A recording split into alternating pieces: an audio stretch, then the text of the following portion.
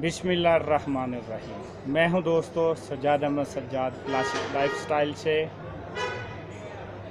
आज मैं आपको अपनी आने वाली किताब चलो हम एक हो जाएं से एक नज़म सुना रहा हूं। नज़म का नाम है वो नाम तुम्हारा था। जिस शख्स की आंखों में हर ख्वाब तुम्हारा था, जिस शख्स को दुनिया में तुम जान से प्यारी थी, जिस शख्स की ख्वाहिश थी इन लोगों में दुनिया के, तुम जान मुक़द्दस हो, तुम जान मुक़द्दस हो।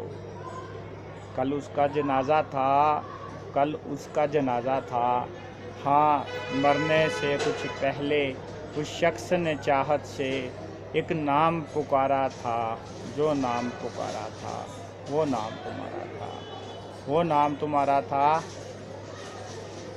और एक और नज़म छोटी सी। अब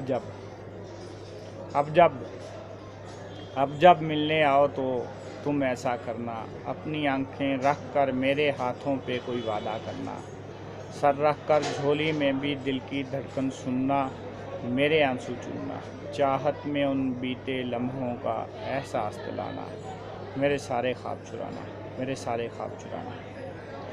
हमारे चैनल की फैमिली बनने के लिए हमारे चैनल को सब्सक्राइब करें और बेल दें। वस्सलाम।